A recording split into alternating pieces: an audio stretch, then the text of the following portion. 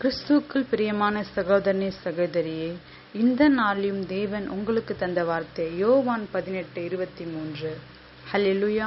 இந்த வார்த்தையை நான் படிக்கும் பொழுது என்னுடைய தகப்பன் இந்த வார்த்தையை குறித்து ஒரு கேள்வி கேட்டாரு. என்னன்னா, இயேசு சர்வ வல்லமையுள்ள தேவன் தானே, ஏன் அவர் காப்பாத்திக்க முடியல? ஹல்லேலூயா. இயேசு இந்த உலகத்துக்கு வந்தது என்னுடைய வல்லமையை பாருங்க அப்படின்னு சொல்றதுக்காக வரல.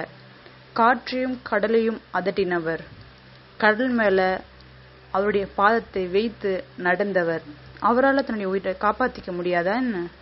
யோசிச்சு பாருங்க.